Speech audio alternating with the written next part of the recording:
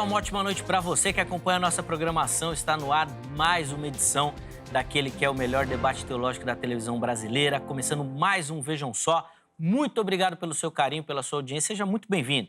Aproveite, desfrute. Tenho certeza que vai ser mais uma oportunidade de crescer no conhecimento. E hoje um tema que, apesar de já ter sido debatido aqui no programa mesmo, em outras oportunidades, é um tema muito interessante. Vale muito a pena você ficar ligado aí, já deixa a sua Bíblia ali de lado, pega papel e caneta para você poder fazer as anotações e aprender demais, tá bom? Vou apresentar os meus convidados, na sequência a gente já entra na nossa conversa aqui em busca de respostas. Vamos ver em que termos nós conseguimos chegar. É com muita alegria que o Vejam Só recebe novamente aqui nos nossos estúdios o professor Gabriel Cruz.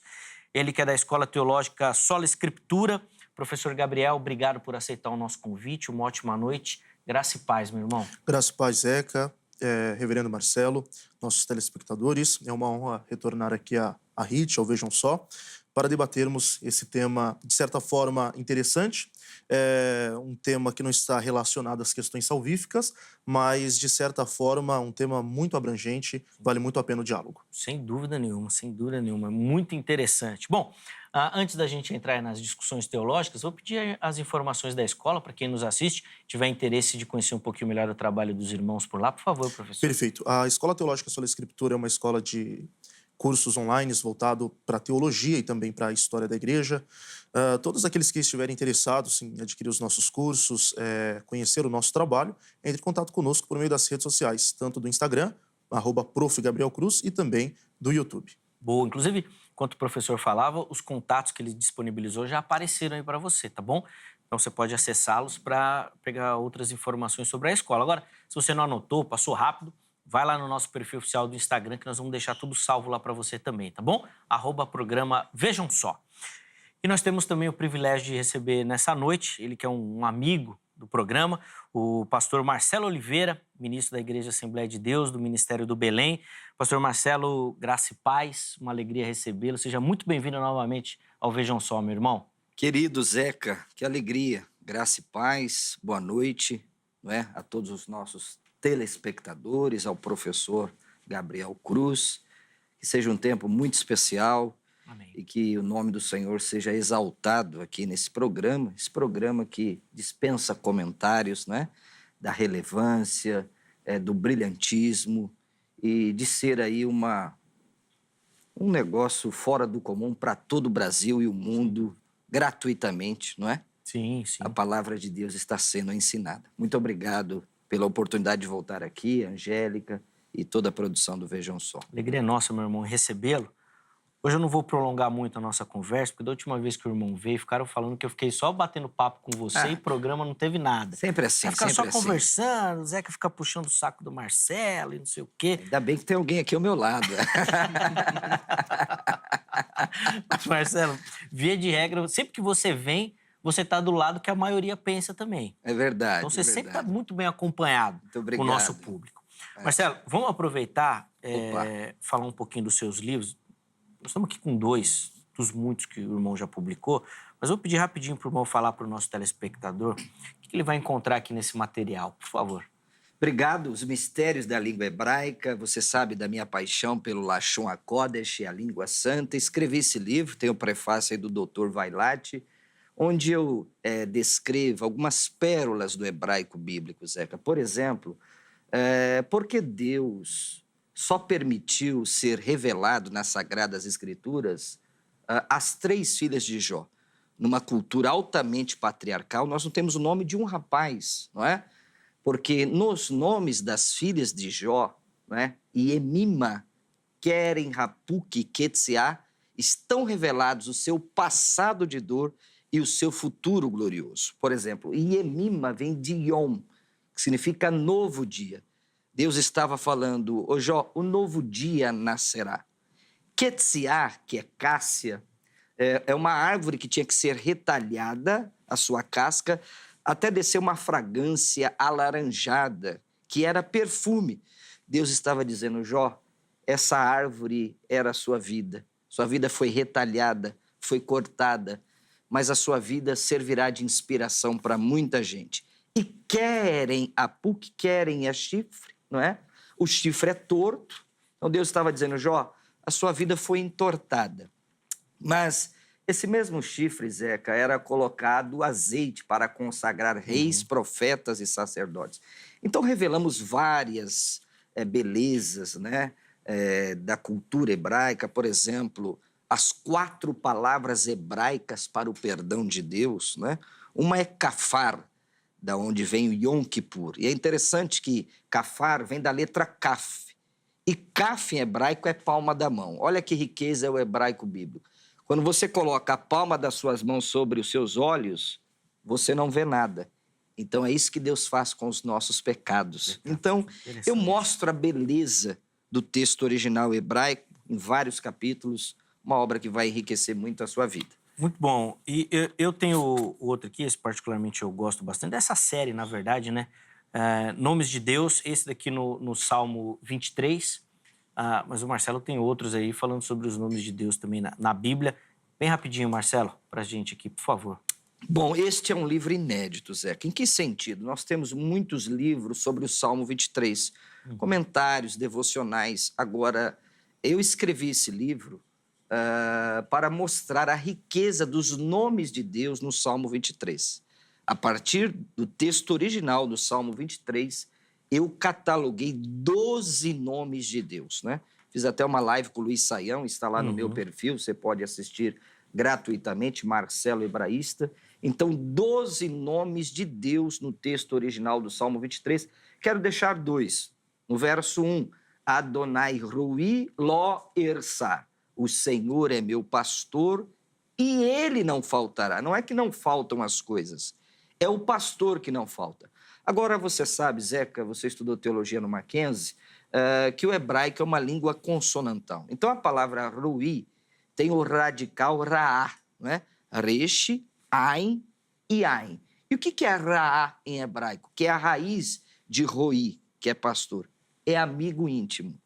Então, veja como nós poderíamos traduzir o Salmo 23, 1, sem violentar o texto. O Senhor é meu amigo íntimo e eu não preciso de mais nada.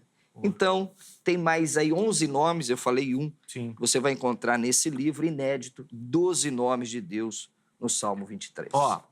Se você quer mais informações sobre o material, não só esse, mas outros, a rede social do Marcelo já apareceu aí para você. Acesse, mande lá a sua mensagem. Se falar que viu aqui no Vejam Só, a bênção é maior, viu? Manda uma mensagem lá para ele. Pode falar, Marcelo. Vai ter um mega desconto. Coloca assim, ó, Vejam Só lá. Pastor, quero seus livros, Marcelo Hebraísta. Pronto. E você terá um mega desconto. E vai ser bênção para a sua vida a leitura desses materiais também, tenho certeza. Bom, obrigado, Zeca. Eu que agradeço, Marcelo. Feitas as apresentações, vamos para o nosso debate, para a nossa conversa? Abra aí a sua Bíblia aí, ó. Gênesis 6, versículo 4, diz assim o texto bíblico. Havia naqueles dias gigantes na terra, e também depois, quando os filhos de Deus entraram, as filhas dos homens, e delas geraram filhos. Estes eram os valentes que houve na antiguidade, os varões de fama. E a nossa pergunta é, quem são os filhos de Deus relatados aqui no texto de Gênesis 6? A gente tem aí algumas possibilidades, né, de resposta. Nós vamos ver como nossos convidados respondem e depois, obviamente, vamos caminhar um pouquinho aprofundando essa introdução que eles vão fazer agora, tá? E eu também quero ver a sua opinião. Na sequência, eu vou abrir a enquete aí para você. O professor Gabriel vai começar respondendo, depois o Marcelo vai ter oportunidade também. Vamos lá, professor. Quem são os filhos de Deus que o texto bíblico narra? Bom, eu defenderei a ideia de que os filhos de Deus aqui são anjos. Anjos que estão num processo de queda. Isso por algumas razões. Primeiro, por umas questões exegéticas. Quando nós vamos analisar o termo filhos de Deus, ao contrário do que muitos dizem, não se aplica somente a anjos no Antigo Testamento. Não tem só uma aplicação angelical veterotestamentária. Você tem esse termo relacionado também a reis, governantes e também a nação de Israel, que tem essa ideia de filiação, a filiação por eleição. Tá? Mas dentro desse contexto, acredito eu que não se aplica à nação de Israel e não pode se aplicar a reis e governantes. Então, só nos resta entender que seriam anjos. Essa é a ideia de que eu vou defender no debate, não só por essas questões exegéticas, mas também por questões teológicas e também por questões históricas, no amplo contexto judaico e um amplo contexto cristão. Principalmente nos primeiros séculos, acreditava essa ideia era majoritária. Boa. Anjos. Quero te ouvir, Marcelo. Como é que você responde à nossa pergunta? Vamos lá. Respeitosamente, não é? Data máxima vênia, eu vou defender aqui que se trata aqui da linhagem de Sete, não é? Por causa do contexto bíblico. Todo o contexto que envolve aqui o capítulo 6, especialmente o capítulo 5 e o capítulo 4, não há menção de anjos aqui, não é? Sabemos, como o professor Gabriel disse, que a expressão hebraica Benei a Elohim é uma expressão polissêmica de fato, mas o que vai determinar se são anjos, reis ou a descendência de Sete é o contexto em que está inserido. Por exemplo, em nenhum momento aqui nós vemos a expressão anjos no texto. Olha aqui, ó. Vendo os filhos de Deus que as filhas dos homens eram formosas, tomaram para si mulheres. Essa expressão no hebraico, lakar ishá, tomar mulher, em nenhum texto do Antigo Testamento se refere a anjos. Tomar mulher é uma expressão idiomática hebraica para casamento. Nós não vemos isso em nenhum texto do Antigo Testamento, anjos tomando mulheres para se casar. Então, eu defendo aqui, Zeca, a partir desse contexto, que o Benei a Elohim trata-se de homens. Por exemplo, verso 5, viu o Senhor que a maldade do homem, não diz a maldade dos anjos.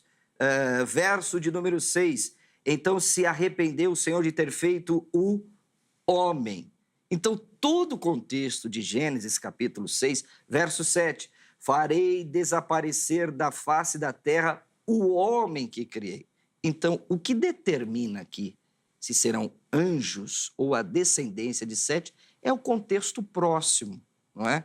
Então, a partir desta tese, eu defenderei que Benei a Elohim, deste texto, especialmente aqui, não pode se tratar de anjos. Por quê? Porque anjos não têm órgãos sexuais reprodutores. Foi Jesus que disse isso, não é? Em Mateus capítulo 22, que os anjos não se casam e não se dão em casamento. Então, eu vou firmar a minha tese aqui, que se trata da linhagem de Sete, que se mancomunou com a linhagem de Caim. Mancomunou, gostei dessa. Gostei dessa. E hoje eu vou ficar aqui, não vou falar nada, hoje eu vou me segurar aqui. Ficar quietinho. Não, pode falar, não tem problema. Não vou falar, não. Você fica me provocando, já vi na sua fala inicial suas provocações, mas eu vou ficar quieto. Vamos abrir uma oportunidade aí para o nosso telespectador participar. Agora você não precisa ficar quieto, você tem que falar, tem que participar. Vote, dê a sua opinião. Quero saber como que você lê esse texto aqui que nós colocamos em tela aí e vamos estudar na noite de hoje, tá certo? Você acessa as nossas enquetes pelo nosso perfil do Instagram, @programa Vejam Só. Vamos colocar na tela aí a pergunta que a nossa produção preparou para você. Aí, a pergunta é similar à do programa, né? Filhos de Deus em Gênesis 6:4. Como é que você responde a essa expressão? Eu devia ter colocado até no hebraico ali, ia ficar mais bonito, né? Mas tá bom, vamos lá. Vamos às opções. Primeira delas, anjos. Então, os filhos de Deus ali relatados no texto são anjos, como o professor Gabriel defende. Segunda opção, filhos de Sete. A opção que o Marcelo defende. E a terceira opção é aquela opção que o reverendo Heber Cocarelli sempre defende. Não sei. Então, se você não sabe, vai nessa opção aí. E depois você pode justificar, tá bom? Então, voto, escolha. Na postagem seguinte, você justifica. Vamos tentar colocar a sua participação aqui também na nossa conversa, tá bom? Meus irmãos, vamos dar sequência aqui à nossa conversa. Professor Gabriel, vou devolver a palavra ao irmão. O irmão já falou aí do termo hebraico.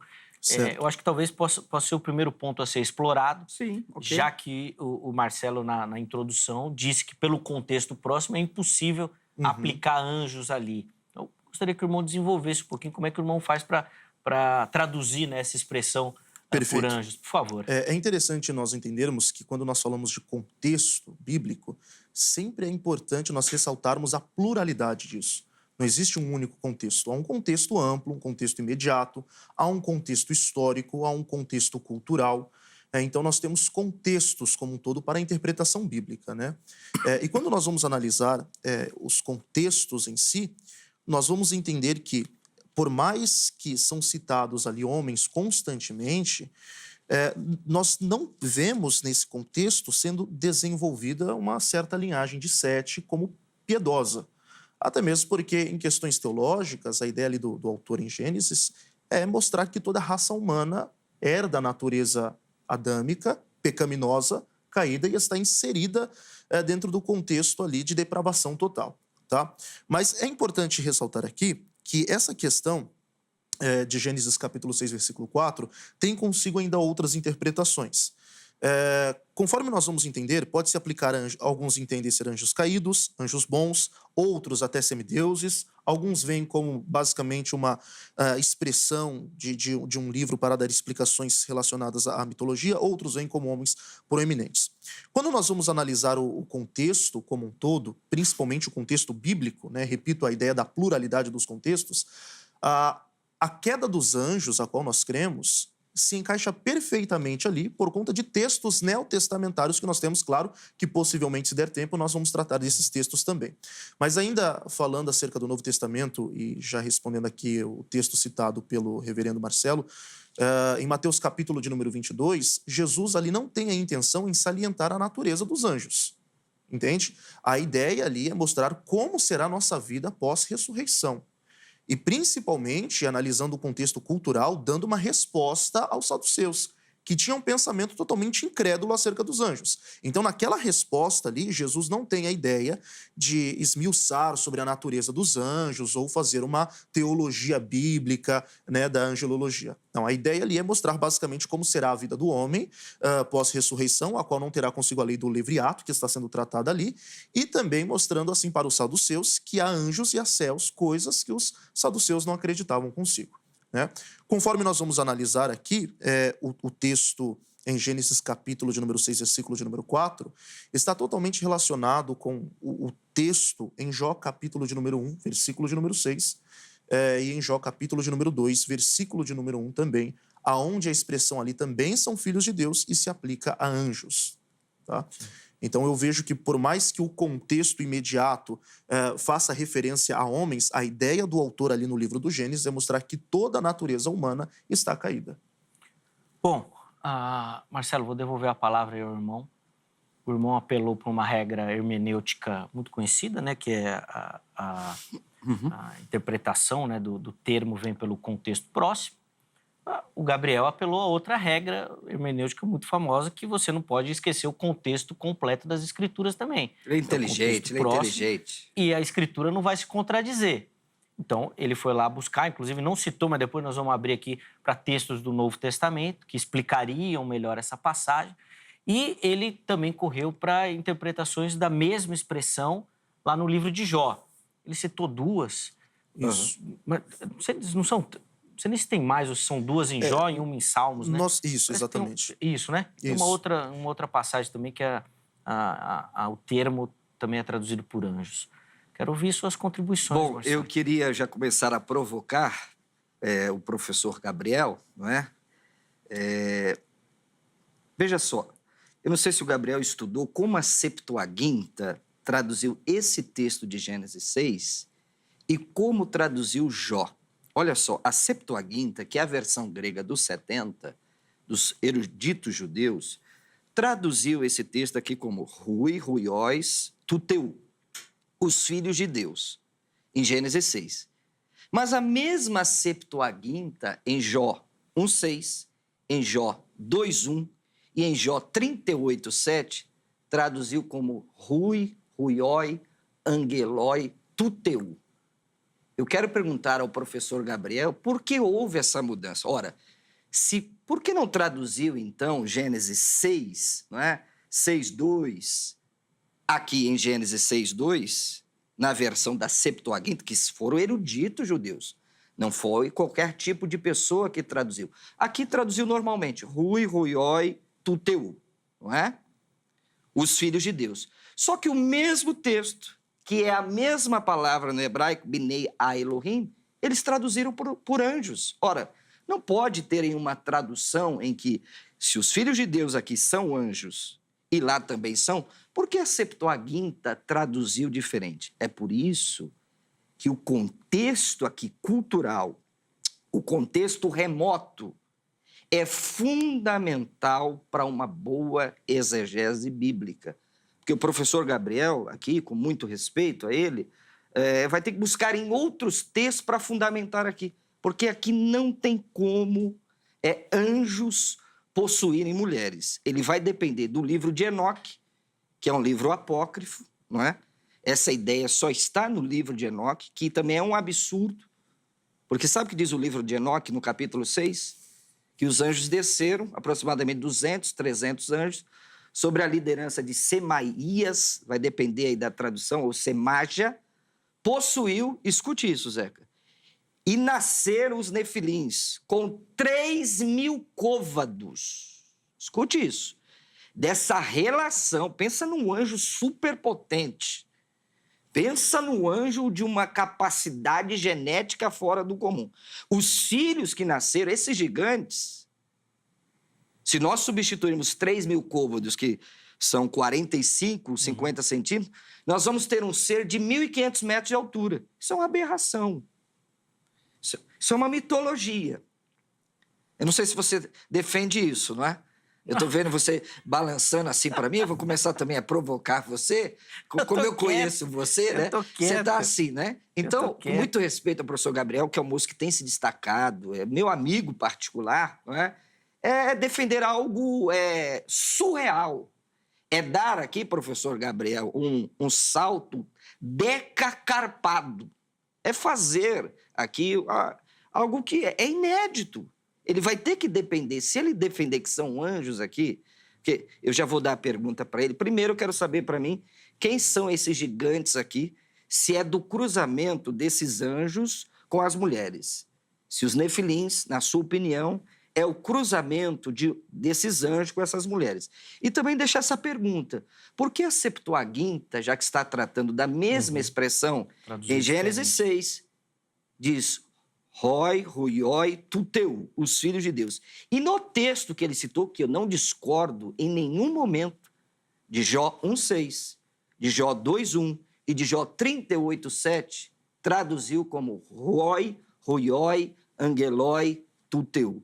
Por que essa diferença? Então, quero devolver para ele com essas duas perguntas. Vamos lá, professor Gabriel, por Perfeito. favor. A Septuaginta é uma tradução, uma importante tradução. Nós não podemos negar isso. Mas como tradução também possui as suas variantes em questões de tradução e etc. Enfim, quando nós vamos analisar algumas outras traduções ali da Septuaginta, nós vemos, por exemplo, no Salmo de número 78, no verso de número 25, aonde o salmista, do verso 23 ao verso 25, onde ele diz assim, nada obstante, ordenou as alturas e abriu as portas dos céus, e fez chover maná sobre eles, para alimentá-los, e lhes deu cereal do céu. Comeu cada qual o pão dos anjos. A Tanakh traz a expressão ali, pão dos poderosos, né? Só que a Septuaginta, ela faz uma modificação. Ao invés de colocar pão dos poderosos, ela literalmente coloca pão dos anjos.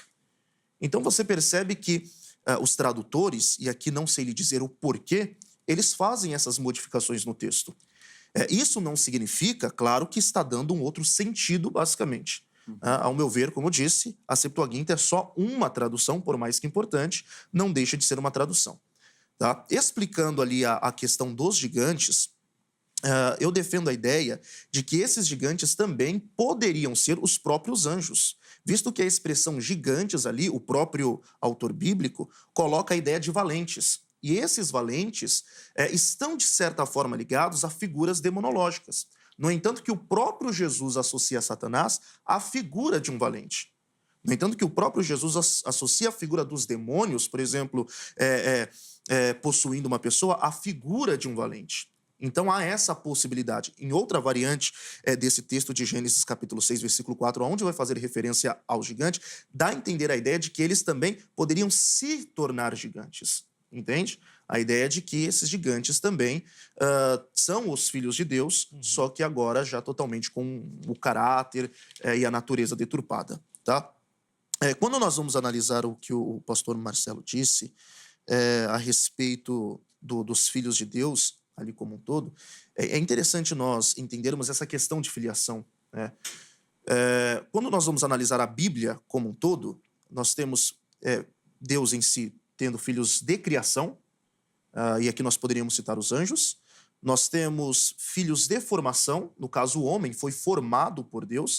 O pastor Marcelo, como hebraísta, sabe a diferença do criar e o formar, né? O homem formado por Deus.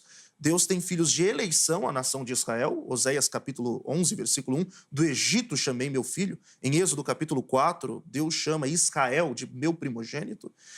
E quando se trata de questões neotestamentárias, nós temos filhos de adoção, a saber, nós, igreja, e também nós temos ali Jesus Cristo, filho de geração, né? Hebreus capítulo 1, versículo de número 5.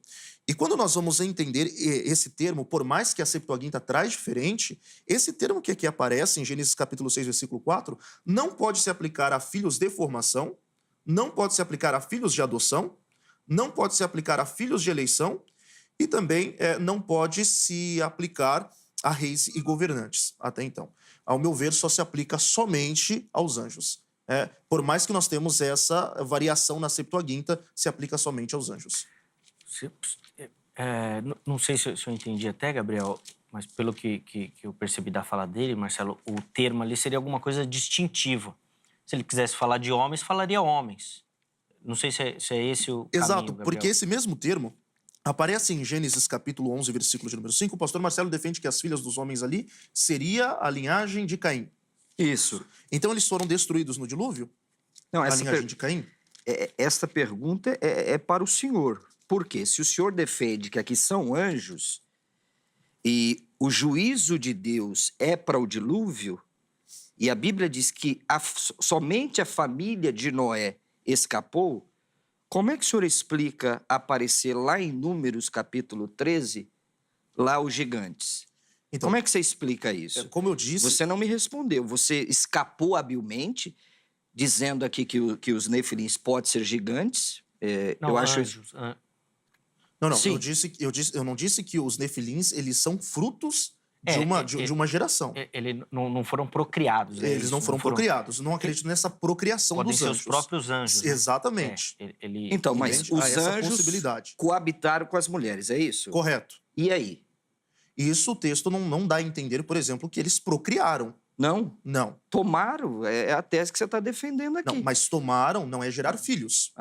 Nós defendemos que os anjos possivelmente tiveram relações sexuais, e aí nós vamos trabalhar com a questão de Judas capítulo 6, abandonar a sua habitação. O termo habitação ali deve ser trabalhado, se tiver tempo nós vamos tratar essa questão. Tá? Mas até então, o texto não deixa explícito que tiveram filhos. Inclusive, o próprio Dr. Carlos Augusto Vailate, ele assegura essa ideia. A ideia de que os gigantes ali não dá a entender que são filhos de anjos Fruto, né? com mulheres. E sim a possibilidade também de já serem agora demônios, entende? Agora, ou seja, anjos caídos com a natureza totalmente já deturpada. Entende? Mas ainda é interessante porque, assim, a pergunta... Não, você quer falar, Marcelo? Não, deixa ele concluir o pensamento dele. Eu perguntei se o senhor acredita que as filhas dos homens ali é a descendência de Caim. Sim. Então foram todos aniquilados no dilúvio. Só restou a linhagem de Sete, por o qual Deus haveria de trazer o Messias. Exatamente. Porque essa mesma expressão de filhas do homem aparece em Gênesis capítulo 11, versículo de número 5. Mas não tem nenhum problema. Então desceu o Senhor para ver a cidade e a torre que os filhos dos homens edificavam. Então, mas qual é a palavra hebraica aí que é usada aí?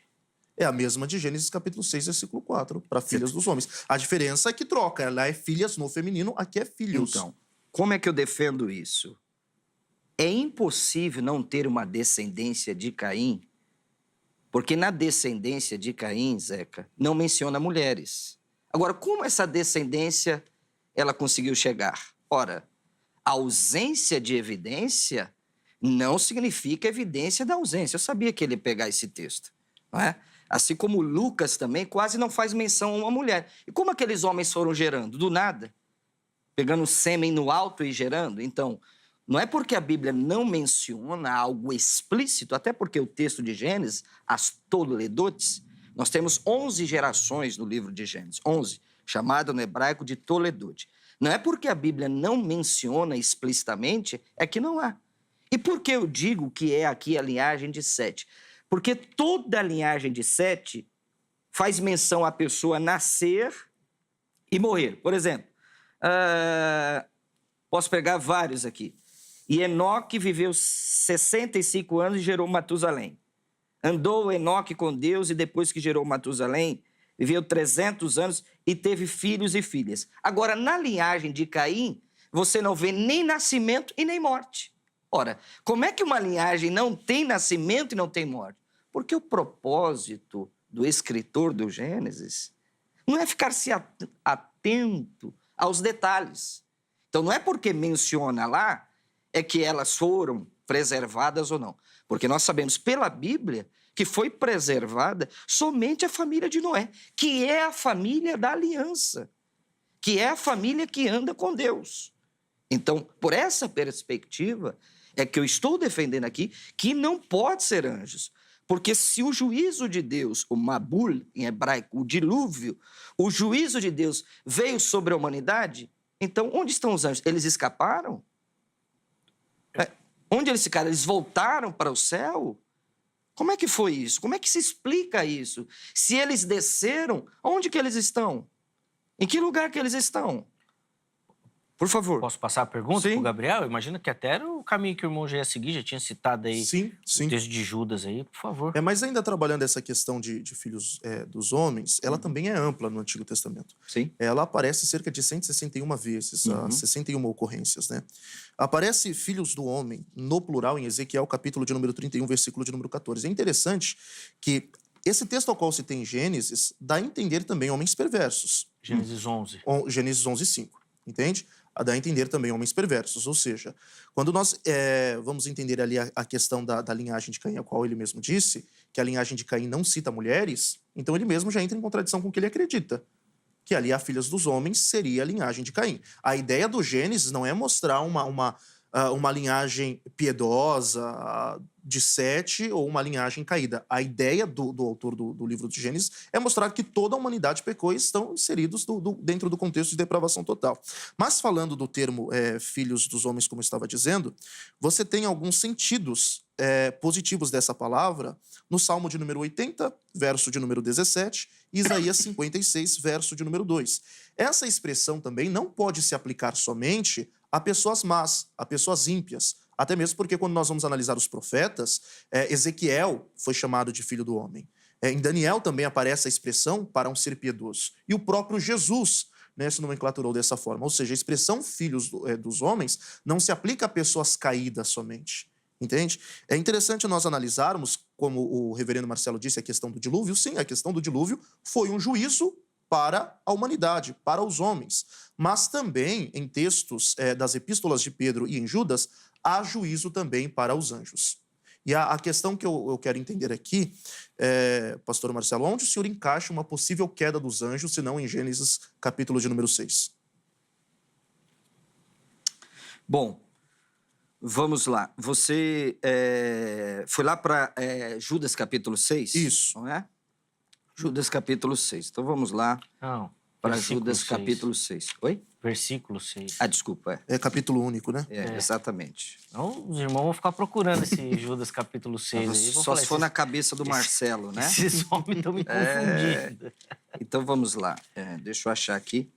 Judas, o verso de número 6, né? E os anjos que não guardaram o seu estado original, mas abandonaram o seu próprio domicílio, né? Vamos já entrar aqui na palavra domicílio, que é a palavra grega, deixa eu ver se eu fiz as minhas anotações corretas, é a palavra oikiterion, que é lugar dado por Deus aos anjos.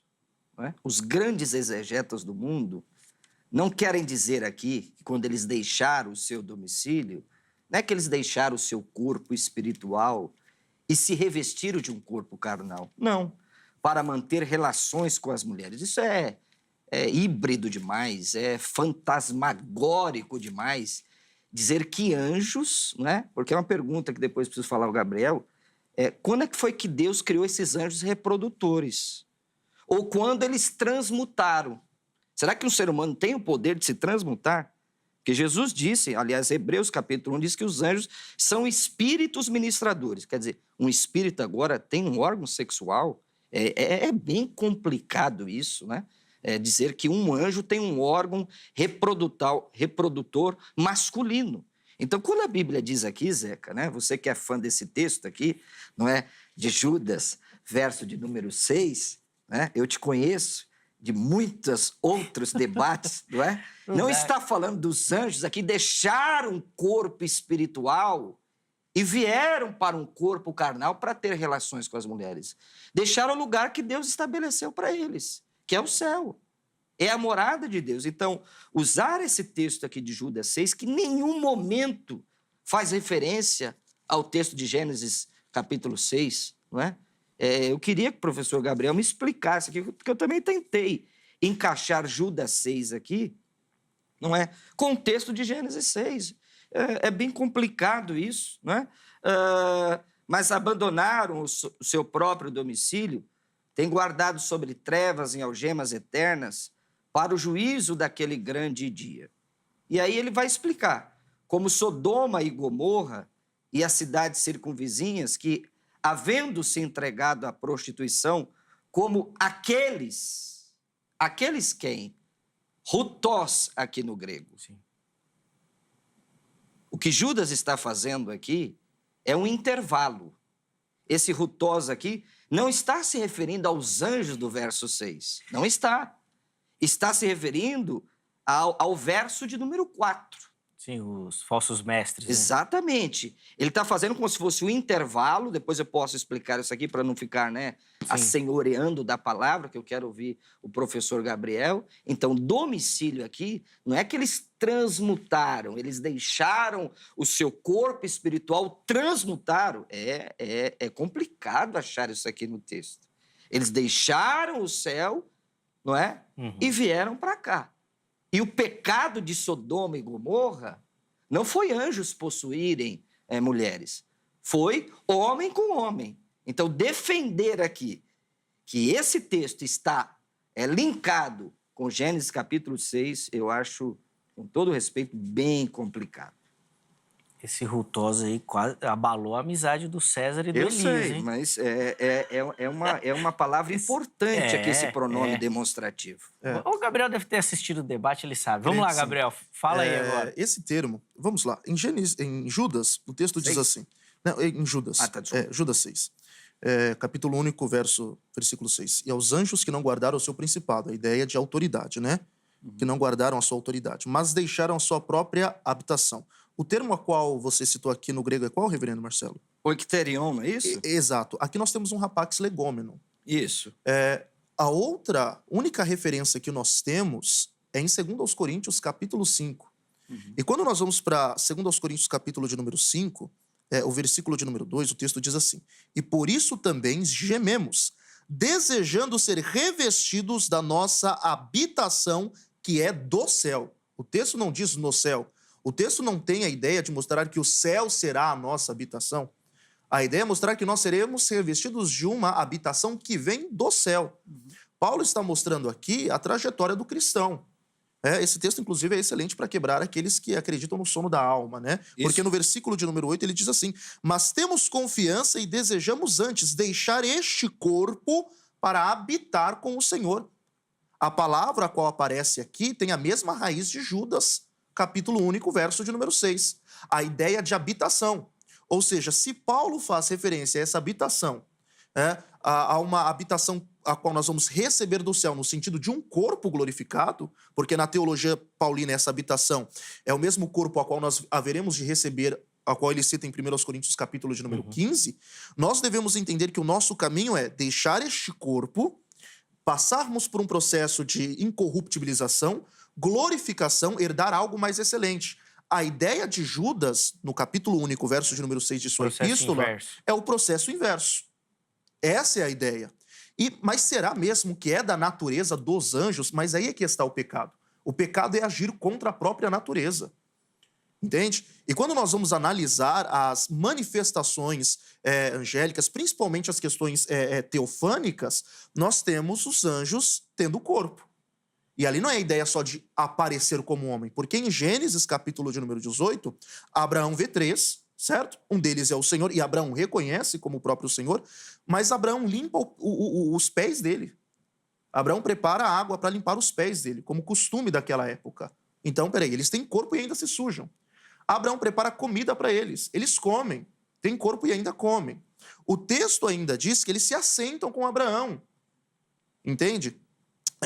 E quando nós vamos para o capítulo posterior, a Bíblia diz assim que antes daqueles homens se deitarem, ou seja, antes deles dormirem, os varões de Sodoma solicitaram com que eles saíssem para fora. Entende? Então é interessante, porque quando nós analisamos esse texto aqui, os anjos, pelo menos em Gênesis, capítulo de número 18 e 19, tinham seus pés sujos, comeram, se assentaram e ainda iriam repousar na casa de Ló. E aí, Marcelo, funciona? Bom, não, eu não discordo do professor Gabriel. Eu penso que ali é uma manifestação sobrenatural, porque Gabriel sabe disso, ali trata-se do anjo do Senhor, que para mim é o Cristo pré-encarnado, que foi falar com Abraão, entendeu? Então eu não vejo essa dificuldade, porque está diante da companhia do próprio Deus está ali. Então eu não vejo esse problema. O meu problema, Zeca, é entender o texto, o anjo tendo um órgão sexual.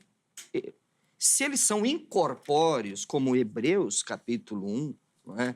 Disse, os anjos são espíritos ministradores, né? Para ajudar aqueles que herdam a salvação, ele ter um órgão reprodutor, não é? Mas nem nessa ideia que ele defendeu, porque a ideia que ele advogou aqui foi que Sim. esses anjos passaram por esse processo contrário do que nós iremos passar na glorificação. Eles eram, né, sem corpo, incorpóreos, espírito, imateriais, não sei. E abandonaram esse estado, esse domicílio. Perfeito. E aí obtiveram um corpo. Exatamente. É isso, não é isso, exatamente. Gabriel? E é interessante ainda que o link que ele faz, tanto Pedro quanto Judas, né? Eles sempre linkam a história destes anjos, ou dos espíritos caídos, com a história de Noé e também com a história de Sodoma e Gomorra, mostrando que possivelmente a imoralidade que esses espíritos cometeram é de cunho sexual. Bom, eu não consigo entender assim, até porque o link que há entre Sodoma e Gomorra não consegue conectar ao texto de Gênesis 6. Porque o pecado de Sodoma e Gomorra, Zeca e Gabriel, não foi anjos possuírem mulheres. Foram homens tendo relações com os homens. O pecado de Sodoma é esse. Então, essa tese cai por terra aqui. Dizer que os anjos lá de Sodoma e Gomorra têm conexão com o texto por causa da imoralidade, não tem, porque lá é um pecado específico, não é? Aqui, como ele está advogando, que eu não advogo, é um anjo, né, um ser espiritual, descer, se transmutar, não é? E copular uma mulher. É bem complicado isso, é depender, é isso que eu estou tentando passar aqui, de Enoque capítulo 6, não é? Tanto que, por duas vezes, eu creio que no texto de Judas, ele vai fazer menção a Enoque e a Assunção de Moisés, livros apócrifos, não é? Sim. Que o texto é inspirado, o texto, mas a citação não pode, porque vai entrar em contradição com a própria palavra de Jesus, não é? Que os Qual anjos palavra não... de... Ah, tá. Aquela que eu defendi aqui, que os De anjos, Mateus né, 22. não podem se casar. Porque qual é uma das funções do casamento? Não é ter relação sexual, não é a procriação? Ora, ninguém se casa simplesmente por se casar. Não é? O direito, o Código Civil, não é? Diz que uma pessoa se casa para procriar, para multiplicar a sua prole. Então, é isso que eu fico perigoso com isso, entendeu? De entender que tem que depender de uma citação de um livro apócrifo, de Enoque, capítulo 6, qualquer pessoa pode estudar sobre isso, não é?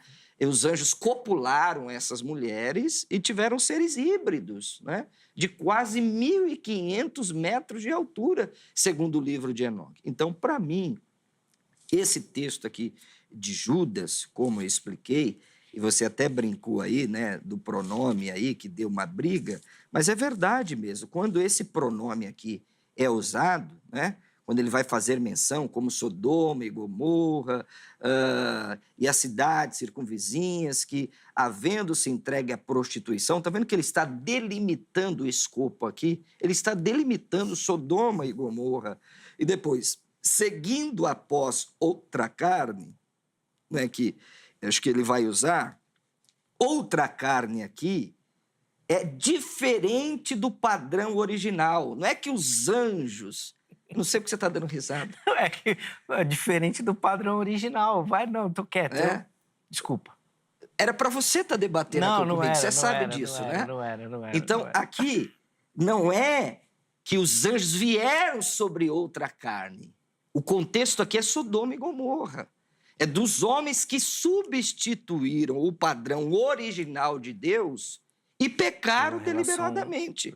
Isso é Simon Steinmaker. Eu poderia citar vários eruditos aqui, inclusive da sua casa publicadora, da editora Cultura Cristã. Quer dizer, nem Simon Steinmaker, que é um erudito, né? Ele substituiu nada mais, nada menos que o William Hendrickson. Isso é engraçado, Marcelo. Quando os calvinistas te ajudam, você corre neles, né, cara? Não. Eu tenho que citar aqui grandes autoridades. Se me permite... Sim, fica à vontade. Vamos lá. Desculpa, quanto tempo, Angélica? 20 minutos? 20 minutos para encerrar o bloco, tá? Perfeito. Ainda tem 20? Tem bastante tempo. Lá em Gênesis, realmente os anjos estavam acompanhados. Só que em nenhum momento diz que os anjos eles não poderiam contrariar a Deus nem a sua vontade. Pelo contrário, São Tomás de Aquino trabalha... Doutor Angélicos, estamos falando, né? Ele trabalha muito bem a questão desse livre-arbítrio dos anjos. Aliás, os anjos pecaram. Isso é fato. Entende? Em nenhum momento diz que o pecado dos anjos só se dá no campo da rebelião. E quando nós vamos entender essa questão dos anjos se transmutarem, ora, nós acreditamos que um anjo se transfigura em um ser de luz, Satanás. O texto diz isso. O texto bíblico diz isso. Nós acreditamos que ele também se apresentou a Eva como uma serpente. Entende? Então, peraí, os anjos podem se transfigurar em anjo de luz, em serpente, mas não pode se transfigurar a homens? E quando se transfiguram a homens é só na presença de Deus, só que é sem o órgão reprodutor? Então, são contas que até então não fecham. E quando nós vamos analisar, mesmo estando subalternos a Deus, aqui no capítulo de número 19, nós vemos que eles estão com Ló, interagem com Ló e são cobiçados pelos homens. Entende? E quando você cita a questão lá de Judas, no capítulo de número único, versículo de número 6... É interessante que, por mais que ele dá a entender o pecado específico de Sodoma, o que ele está querendo mostrar ali é que os falsos mestres cometem imoralidade sexual. E aí ele vai citar uma possível, a qual eu acredito, uma imoralidade sexual dos anjos e também da cidade de Sodoma e Gomorra. A ideia não é especificar pecados em si, mas mostrar a imoralidade sexual. E nós sabemos que o pecado de Sodoma e Gomorra está relacionado à imoralidade sexual. Quando nós vamos analisar a cultura judaica, nós temos outras fontes, o senhor conhece. Nós temos a Midrash que acredita que quando Abraão foi oferecer Isaac no Monte Moriá, Satanás se transfigurou em um homem velho para persuadir Abraão. E ainda não tendo o resultado, Satanás se transfigura em um rio para que Abraão não chegasse ao Moriá. Entende? Então, na ampla cultura judaica, há possibilidade, sim, desses espíritos se transfigurarem, basicamente, ali do que eles quiserem. Né? Era algo que eles trabalhavam, pelo menos culturalmente, né? Para a gente entender. Antes de voltar para o Marcelo, eu queria só que o professor Gabriel falasse do texto de Mateus 22. O Marcelo já citou algumas vezes. Perfeito. Como ali, que Jesus ali cita que os anjos não podem casar, né, se reproduzir. Posso afirmar que Jesus afirma que eles são assexuados? Com certeza. Então pronto. Por favor, Gabriel. Ao meu ver, não é o sentido do texto. Embora realmente a natureza dos anjos é essa, os anjos são espíritos ministradores que ministram a favor daqueles que hão de herdar a salvação. O escritor aos Hebreus está citando o Salmo de número 104, se não me falha a memória. A ideia de Jesus não é fazer uma teologia bíblica dos anjos. Quando nós vamos analisar Mateus capítulo de número 22 aqui, Jesus está sendo questionado por alguns grupos. Um deles são os saduceus, que nós acreditamos que tinha uma crença muito limitada até então. Eles não acreditavam em anjos, não acreditavam na vida pós-morte, não acreditavam no céu, no inferno, não acreditavam em ressurreição. E Jesus simplesmente aqui está mostrando que na ressurreição nós seremos como os anjos que estão nos céus. Esses anjos ali de Gênesis capítulo de número 6 já estão deixando o seu domicílio. Já estão deixando tanto o seu domicílio ao qual eles habitam, ou seja, no céu, e também os seus corpos, o seu corpo espiritual. entende? Tendo consigo um corpo carnal. A ideia de Jesus aqui não é mostrar que os anjos são assexuados, porque quando estes anjos, basicamente, embora espíritos não têm sexo, mas quando eles, vamos dizer, se materializam como homem, eles assumem a natureza como um todo. Ou seja, não dá a entender, vou me transfigurar como homem, mas a aptidão sexual deixarei de lado. Não, se eles tiveram fome, se eles sujaram os pés, se eles até iriam se deitar, o texto diz, antes de se deitarem, os varões de Sodoma foram até eles, então a possibilidade deles assumirem a natureza humana como um todo. E se me permite ainda, Zeca, rapidamente, a questão, o pastor Marcelo citou a questão de Enoque, né? Ele cita Enoque, nós sabemos que a citação não é inspirada, então a escritura ela não é toda inspirada por Deus, porque a citação faz parte da escritura. Nós acreditamos que essa inspiração em outras literaturas. Claro que essa inspiração, uma vez que ela está fora das Sagradas Escrituras, fora do cânon, ela já não entra nos critérios de inerrância, ela não entra já nos critérios, por exemplo, de uma inspiração infalível, mas, querendo ou não, tem essa inspiração. João Calvino defendia a inspiração de literaturas as quais não estão no cânon. Isso daqui é interessante, porque se nós dissermos que essas citações não são inspiradas, então Judas, irmão de Jesus, errou a colocar. O apóstolo Paulo cita filósofos de sua época também, entende? Então, a partir do momento que está no cânon, tornam-se inspiradas por Deus, sim. A tradição cristã entendia a possibilidade desses textos ali estarem corretos dentro das citações ali, dentro dos livros dos quais estão. Bom, note bem, o que eu disse aqui, eu não disse que toda a escritura não é inspirada por Deus. Eu disse que a citação de um livro apócrifo não faz dela uma realidade. Tomar cuidado com isso, que depois você pode até querer fazer um vídeo. Reverendo Marcelo não defende a inspiração plenária da vida. Aí você vai ser cortado no meio, né? Porque eu não estou defendendo isso aqui. Eu estou dizendo que a citação, por exemplo, a citação de Paulo no Areópago, de Epimênides... Não significa que toda a filosofia grega exatamente, é inspirada. Perfeito, a citação perfeito. de Paulo de Menandro, Perfeito. a citação de Paulo de Árato. Paulo está contextualizando aquilo para aplicar uma mensagem. É isso que Judas está fazendo aqui. Ele cita Enoque, mas não quer dizer que Enoque está certo. Exatamente, perfeito, entendeu? Perfeito. É essa a ideia aqui, né? Eu tenho que tomar cuidado porque eu conheço o Gabriel, né? O Gabriel gosta de pegar assim uns cortes. Aí, olha, reverendo Marcelo não defende inspiração plenária. Mas isso é só com os hereges. Não, isso é só com os hereges. Pega que é bom, dá engajamento, dá engajamento. Depois você leva ele lá para explicar, vocês fazem uma live, fica amigo de novo. Não, eu não vejo problema. É que você sabe, Zé, que nós comentávamos aqui que a internet virou uma terra de ninguém. Sem dúvida, sem dúvida. Todo mundo quer ser erudito, né? Todo mundo sabe de tudo, todo mundo, não é? Então, hoje, como a internet deu voz aos medíocres e calou os sábios, não é? Hoje todo mundo é um erudito. Hoje todo mundo é um pensador, hoje todo mundo, não é? Então, pelo amor de Deus, eu só acho dificultoso essa ideia, principalmente porque o Gabriel sabe disso, eu estou vendo que ele estudou muito para o debate, é que Enoque diz que os anjos copularam essas mulheres e nasceram seres de 3.000 côvados. Eu penso que jamais Judas ia concordar com essa tese, não é? Isso é inadmissível, isso não tem registro na história.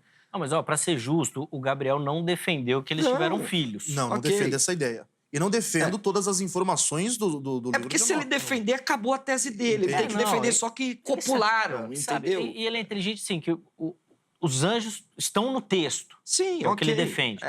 O que aconteceu, aí não dá para saber. Exatamente. Alguns que defendem, aqui apenas para citar, o caminho... que houve também a possibilidade de possessão, né? Mas para aqueles que defendem que tiveram filhos. Entende? Sim, o que eu não defendo. Anjos, que ele não defende. Para ser justo com ele também.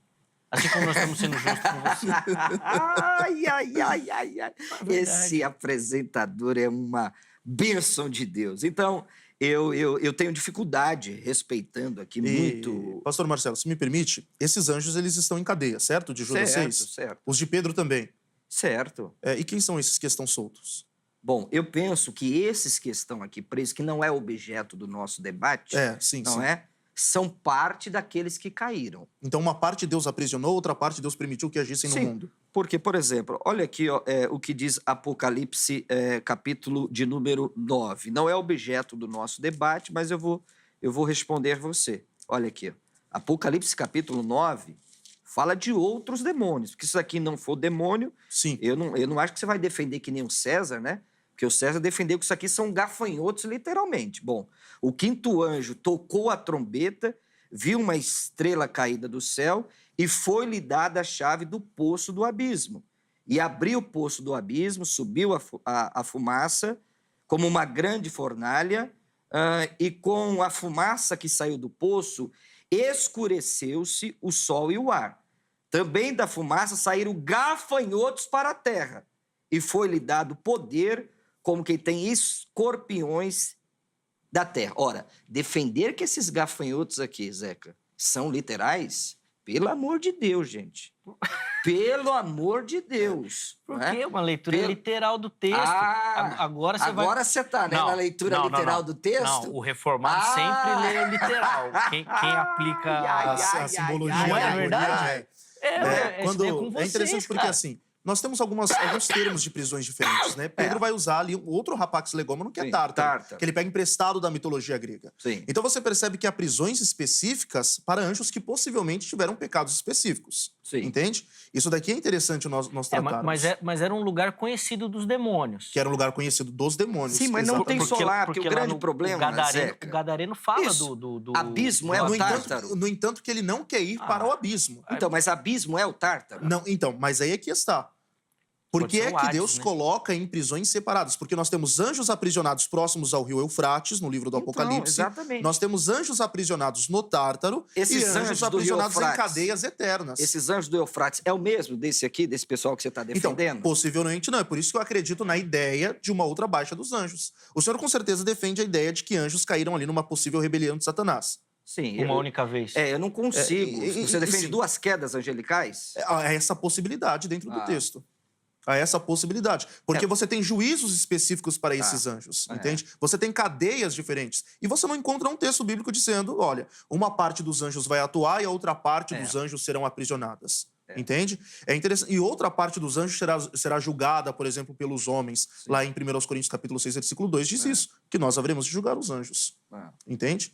Então, é interessante nós trabalharmos essa questão, se houve ou não. Dá outro grande debate, né? Exato. Se houve duas quedas angelicais ou a possível origem dos demônios, não é? Que é uma pergunta que nasceria aqui nesse texto, né? Mas, por exemplo, como tem outros anjos presos em outros lugares, quem são esses outros anjos, não é? Se esses anjos... E por que esses juízos diferenciados? Exatamente. Tem coisas que a Bíblia não nos dá todo o subsídio, né, teológico, e a gente precisa fazer uma construção. Entra aquilo que você mesmo comentou, né, Marcelo? Não era preocupação do autor bíblico. Isso, exatamente. E hoje, que literalmente nós estamos debatendo sobre o sexo dos anjos. E essa não é a preocupação bíblica. Não é a preocupação bíblica. A preocupação bíblica é em revelar o plano de redenção, o plano de salvação. Exatamente. É por isso que a gente está aqui e a Bíblia dá esse espaço. Isso, eu acho que a beleza, eu falo muito isso com você, falava com o Gabriel aqui nos bastidores, que a beleza da Bíblia está na alteridade. Você imagine uma questão fechada, eu sou pré, muito bom, tem que ter o pós mesmo, né? Sim. Que eles vão aguardar o anticristo e tá tudo certo, né? E Jesus vem no final do 7, ok, maravilha. A Bíblia também dá base para isso. E essa questão que nós estamos defendendo aqui, né? Dos Bnei Elohim, o professor Gabriel está debatendo com muita maestria, né? Sim. Só que hoje ele vai voltar à posição original, ao domicílio original, que ele nunca deveria ter saído. Ele está bem embasado. Não, está muito bem, está bem embasado. Vai ser difícil ele voltar. Sim, irmãos, eu preciso chamar o intervalo. Perfeito. Tá? Sim, querido. Mas depois até nós vamos conversar, que de repente a gente marca esse debate sobre as duas quedas dos anjos. Pode ser. Convido os irmãos também, a gente volta aqui, continua... Vim aqui apanhar novamente. Não fala isso. Continua essa conversa aí. Bom, vou chamar o intervalo. No próximo bloco, o tempo é mais curtinho, então só o tempo das conclusões, tá? Perfeito. As considerações finais aí pra gente poder encerrar o assunto. Tenho certeza que você que nos acompanhou aí aprendeu e foi edificado realmente no conhecimento. Aqui um prato cheio. Línguas originais, contexto histórico. Foi muito, muito, muito legal. Tá bom? Bom, antes do intervalo, telefone da grade na tela. Quer estudar teologia, quer se preparar para o trabalho no Reino de Deus, aí para aprimorar o seu ministério. Código 11-3115-0819 é o telefone da grade. Anota, amanhã, horário comercial, você liga, tira todas as suas dúvidas.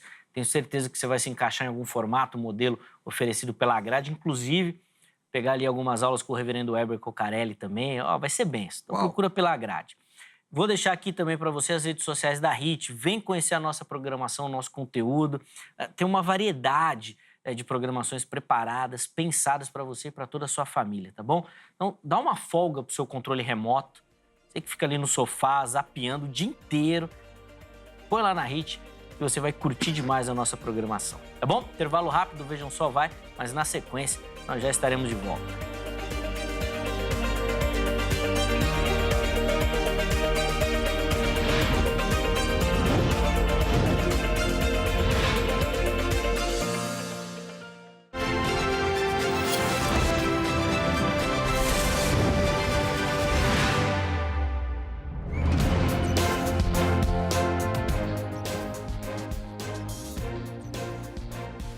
Muito bom, já estamos de volta com o Vejam Só. A gente estava aqui convencendo o Marcelo de que eles são anjos. Eu saio dele todo mal, em nome de Jesus. Que o texto fala. Mas, ó, professor Gabriel, pastor Marcelo Oliveira, eu sempre brinco aqui que os bastidores que são o auge do programa, né? É o que a gente deveria colocar no ar. Aqui a gente interage, brinca e dá risada. E, obviamente, como a gente falou no bloco anterior, é realmente um pensamento que a Bíblia deixa em aberto. Sim. Não é a preocupação bíblica e por isso a gente pode fazer aquilo que a gente gosta, né? Teologar no assunto. Muito Então bom. pega texto, pega a expressão, vai no original, vai no contexto, volta. E é isso que a gente gosta de fazer e essa é a nossa conversa num assunto onde a Bíblia, obviamente, dá essa margem, essa possibilidade. E depois da conversa a gente toma um café, Glória a dá Deus. risada Isso e é isso que fica bem. Esse é o nosso objetivo, levar até você esse conhecimento também para você se aprofundar. Eu vou rapidinho aqui mostrar aos nossos telespectadores que vão concorrer aos nossos prêmios. Na sequência, os nossos convidados já vão fazer aqui as considerações finais, tá bom? Quer participar aqui do Vejam Só? Quer aparecer no Vejam Só? Quer concorrer a prêmios? Mande as suas fotos pelas nossas redes sociais. Facebook ou Instagram, em ambos você nos encontra por Programa Vejam Só. Vai direto nas mensagens, faz uma selfie bem simples assistindo o programa, tá bom? Não precisa de muita produção não e manda a foto junto com o seu nome, a cidade e o estado, tá bom? Vamos colocar na tela aí as fotos que nós recebemos para o dia de hoje. Começando o nosso passeio lá em Minas Gerais, na cidade de Uberlândia. E quem vai aparecer aí para você, ó, é o José Carlos. Ele que é lá de Uberlândia. Olha o José Carlos, rapaz. Escolheu uma foto. Caramba, o topete, hein? Esse daí faz tempo, hein, Thomas? Que desapareceu chique, esse hein? topete aí. Tava chique, cara. Ô, saudade, hein? Acho que agora eu vou deixar de novo o cabelo crescer. Obrigado, viu, José? Obrigado mesmo pelo carinho, meu irmão. Obrigado aí por acompanhar o Vejam Só também. Bom, saindo de Minas Gerais, vamos lá para o Espírito Santo, cidade de Vila Velha. E quem vai aparecer, ó, Lúcia Maria Barcelos, nossa telespectadora. Obrigado, Lúcia, pelo carinho, pela audiência. Fez a foto lá também e mandou. Deus abençoe demais, viu, minha irmã, sua vida. E vamos encerrar o nosso passeio aqui em São Paulo, Vila Nova Cachoeirinha, né? O bairro da Vila... Não, Vila Nova não. Vila Cachoeirinha. Tem nada de nova. O apresentador que está colocando aqui por conta dele. Lucilene Ribeiro de Souza, nossa telespectadora também da Vila Cachoeirinha. Obrigado, viu, minha irmã, pelo carinho. Deus abençoe sua vida aí também, ó, fez a foto e mandou. Agora sim, vamos mostrar aí os prêmios que nesse mês de abril nós vamos mandar aos nossos telespectadores. Primeiro, a caneca, que já é tradição aqui no Vejam Só. Você vai levar aí e receber de presente essa belíssima caneca. E também... como o mês de abril antecede o mês de maio, aquele mês onde nós lembramos de maneira muito carinhosa e especial das nossas mães, nós vamos mandar também um brinde preparado pelo Shopping do Povo para você, filho, presentear sua mãe ou para você, mamãe. Então você vê aí, ó, tem uma Bíblia, tem uma caneca e hoje pela primeira vez eu vou acertar. Tem uma sacola. Durante o mês inteiro de abril eu estava falando que era uma camiseta. Mas hoje a produção falou que é uma sacola. Mas a foto não está ajudando. Isso daí tá pior do que a tradução do termo hebraico lá de Gênesis 6. Tá derrubando o intérprete bíblico. Parece uma camiseta, mas é uma sacola. Então, dentro dessa sacola vem a caneca e a Bíblia, tá bom? Olha, que chique. E nós vamos mandar aí para você. Ó, o brinde é um oferecimento do Shopping do Povo. Põe aí as imagens do Shopping do Povo pra gente falar rapidinho.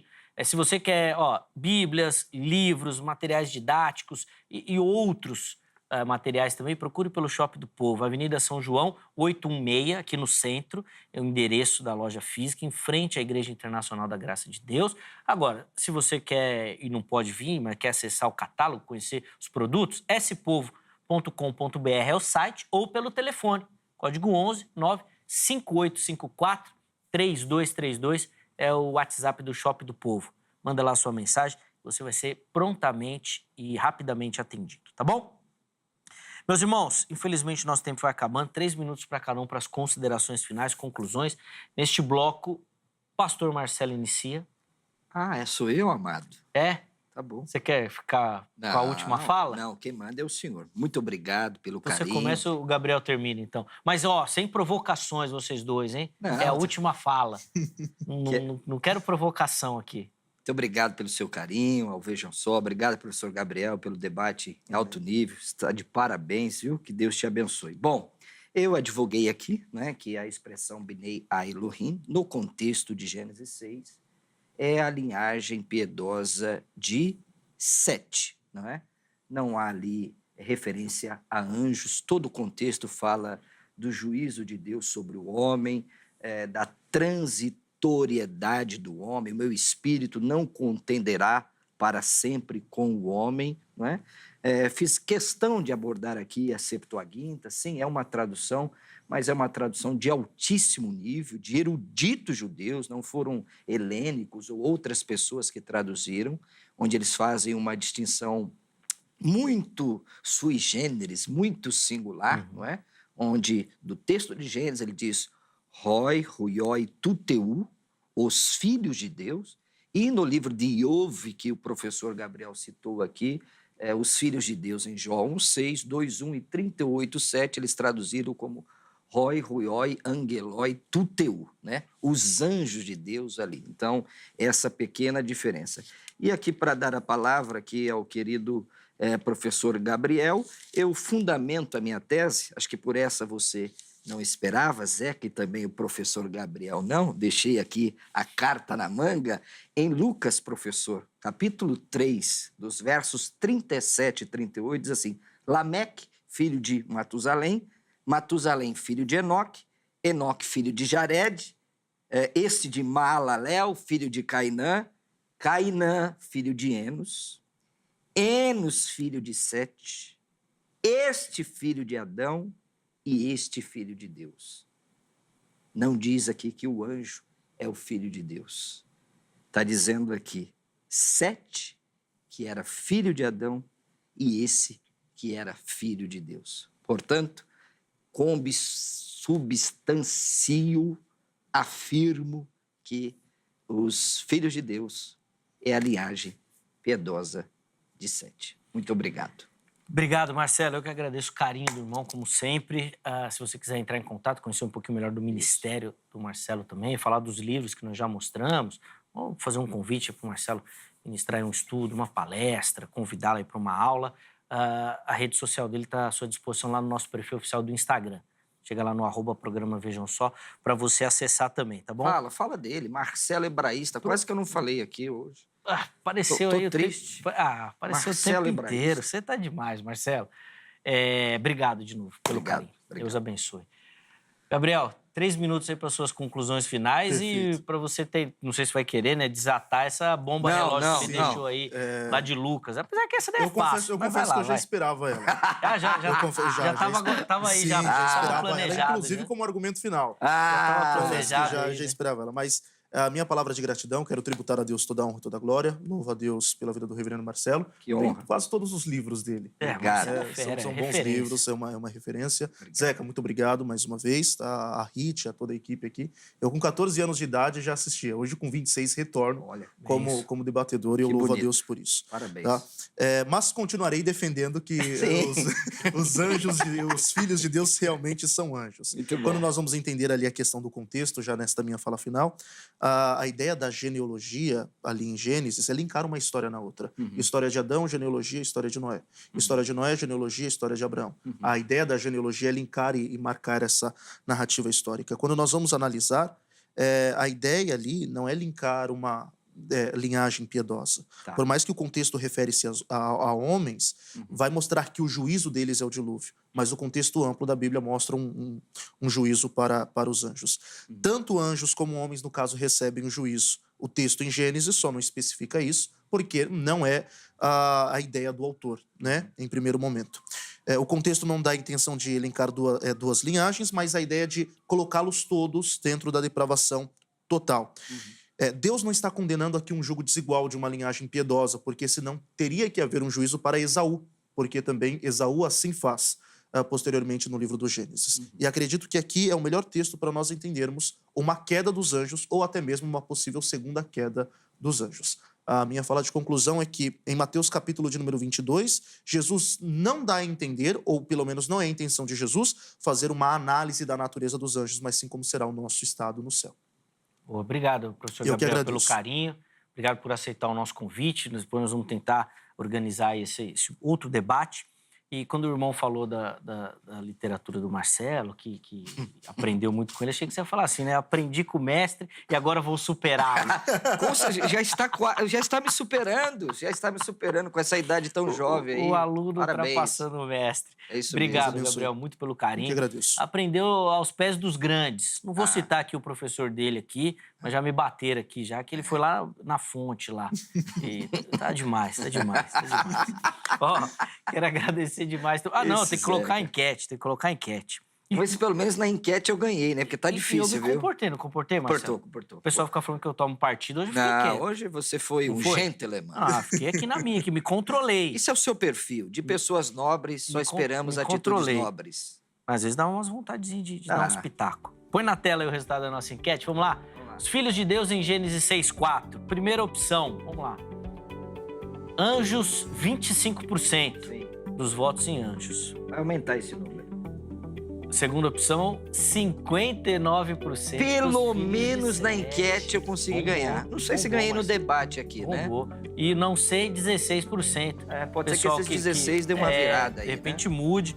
Mas olha, mas foi aquilo que eu falei. Você sempre tá do lado da maioria aqui. Não. Você sempre tá do lado da maioria. É difícil. É bondade sua, Na enquete é difícil de você perder. É difícil.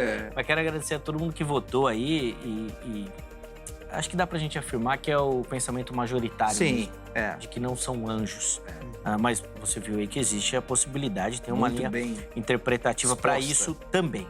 Quero agradecer demais a todo mundo que votou, que participou. A edição de hoje fica por aqui, mas amanhã, se Deus permitir, nós estaremos de volta com mais um Vejam Só. Um forte abraço e até a próxima!